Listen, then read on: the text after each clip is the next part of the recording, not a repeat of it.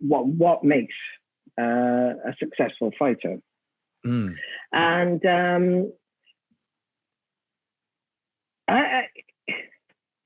I'm probably going to give the answer that you neither expect nor want, really. If you look at any skill, like playing the piano, like writing a book, like a great work of art or whatever, most people can achieve a moderate level of performance or moderate level of excellence if they practice, right? And the earlier you start that practice, then the more likely you are to achieve a certain level of performance or excellence, however you describe it, right? I mean, people say to me, Lynn, how did you write that book? I could never write a book. And I said, well, actually, it was really easy. And they said, well, why? And it's because I've been writing all my life. But that's all I did in my career was I wrote, well, it wasn't all I did, but the culmination of what I did was to write research reports. And I know it was a different kind of report I was writing from a very early age. And any great musician will have started when they're very young. And so, of course, they're the times have, regardless of what methods they use, they have a significant advantage over most Western fighters. But what makes a real champion is something in Thai that they call pon suan, which is that they're gifted.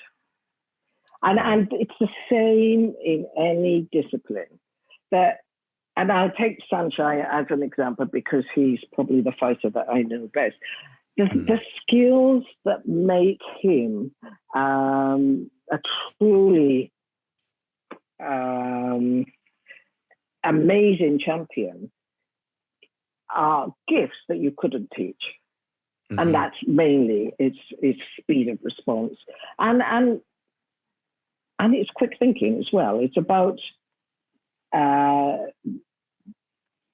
seeing things quickly, seeing what's coming next, responding, and then being able to respond to that really quickly. You can improve that with practice, but to be a true master, you're gifted with that. And so anybody can play an instrument to a certain level. Anybody can write a book to a certain level, which I would put my book in that category. But to be a genius is something else. And my view is that that's something that can't be taught. It's fascinating that you say that. It's something I've been exploring a lot as well. And that initial talent, what I find really interesting is that not everyone with the talent has the staying power to really exploit it, to get the the reward from it. So it's that kind of grittiness to it as well. Yes. And it seems to be the talented people. Talent's one thing, but then it's also having Carol Dweck, the fixed mindset or growth mindset. So if you've got talent, you're actually more likely to have a fixed mindset in that you've either got it or you haven't. And that if you've got talent, you shouldn't have to work hard at it.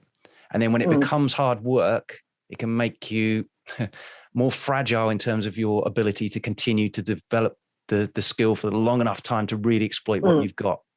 When you've got someone who's talented, who's also got a growth mindset, which obviously Sanchai has, he's been in it so long. He's got the talent, but he also didn't give up when it got hard, because if the fixed mindset tends to be, well, if I'm having to work hard at it, I haven't got talent anymore. And I identify with being talented.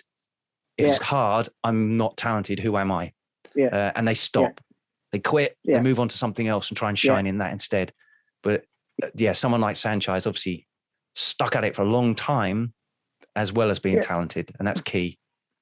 And I think another factor, and it's certainly the case in Thailand, is charisma. that fighters that have charisma, that can entertain the crowds, put on a good show. I mean, obviously, Sanchez got all of these things. Mm-hmm. And again, charisma is very important in any walk of life. So I think, I don't think, I know I said in the book that a lot of the ingredients to being good at Muay Thai are actually the ingredients to being good in life generally. It's no different. It's just a different specialism. So those are my thoughts.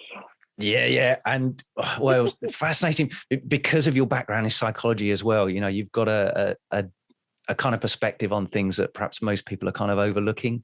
But it is, everything's this kind of repeating patterns everywhere, isn't it? And it's how you behave in one thing tends to be how you behave in other ways as well. And you can kind of, that's why I think a lot of people get a lot out of Muay Thai training, because it pushes you into the uncomfortable bits and you see how you react to that.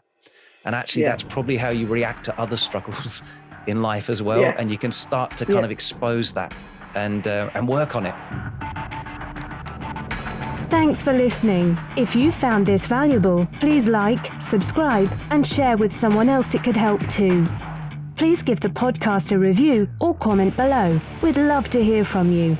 As always, you can visit Heatrick.com for more Muay Thai performance podcasts, videos, articles, and guides. Catch you next time.